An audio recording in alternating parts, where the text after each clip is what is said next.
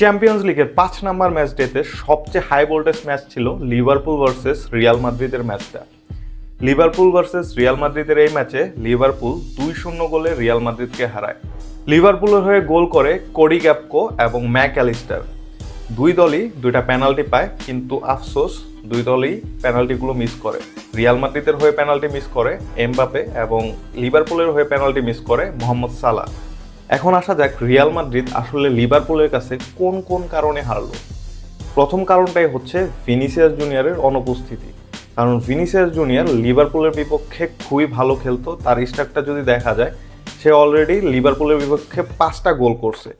আর Real মাদ্রিদের main ম্যানও ধরা হয় ভিনিসিয়াস জুনিয়রকে।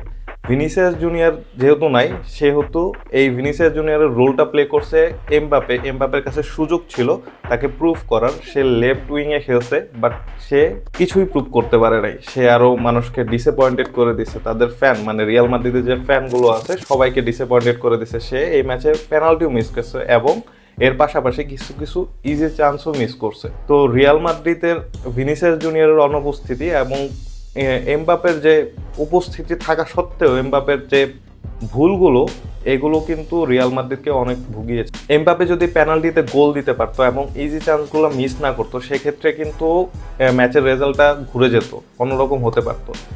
এই গেল অ্যাটাকের সমস্যা।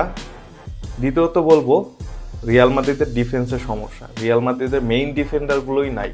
Eder Militao, David Alaba, Carvajal, কেউ নাই। সেখানে কার্লো আনচেলত্তি খেলেছে ভালভার্দে, একাডেমি থেকে একটা প্লেয়ার তুলে আনা হয়েছে অ্যাসেন্সিও, সে অনবদ্য খেলছে, তাকে নিয়ে কোনো কমপ্লেন নেই। তারপর রুডিগার এবং মেন্দিকে উঠিয়ে পরে হচ্ছে গার্সিয়াকে নামানো হয়। মিডে খেলছে কামাভিঙ্গা, লুকা মডরিচ, মানে তারা অত ভালো করতে পারেনি। কামাভিঙ্গা ভালো খেলছে, বাট রিয়াল মাদ্রিদের হয়ে প্রত্যেকটা প্লেয়ারই বলা চলে ফ্লপ।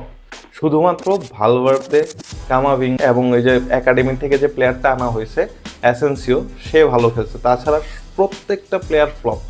আর আনচেলত্তি কি গেম প্ল্যান করছিল এটা আসলে বলা যাচ্ছে না, কারণ এতগুলো প্লেয়ার, মানে মেইন প্লেয়ারগুলো যখন মিসিং, তখন আসলে গেম প্ল্যানটা অগোছালো হয়ে যায়। এটাও আনচেলত্তি ফেস করছে।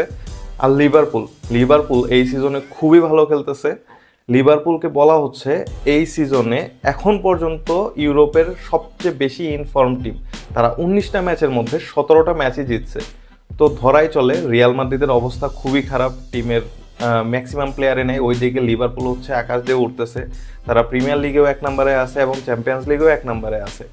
আর রিয়াল মাদ্রিদ তারা হচ্ছে লা লিগায় 2 নম্বরে আছে এবং চ্যাম্পিয়ন্স লিগে 24 নম্বরে চলে গেছে। তারা যদি আরেকটা ম্যাচ হারে, তাহলে তাদের প্লে অফও খেলার সুযোগ থাকবে না। এখন তারা প্লে অফ খেলতে পারবে, মানে 24 নম্বর পর্যন্ত তারা প্লে অফ ম্যাচগুলো খেলতে পারবে। তারপর হচ্ছে কোয়ালিফাই রাউন্ডে চলে যাবে। তো এক্ষেত্রে দেখা যাক রিয়াল মাদ্রিদ আসলে সামনে কি করে। তাদের প্রত্যেকটা ম্যাচই জিততে হবে। ওইদিকে লিভারপুল অলরেডি টপ 8 কনফার্ম করে রাখছে, তাদের আর কোনো টেনশন নাই। পরবর্তীতে দেখা যাক রিয়াল মাদ্রিদ আসলে কি করে।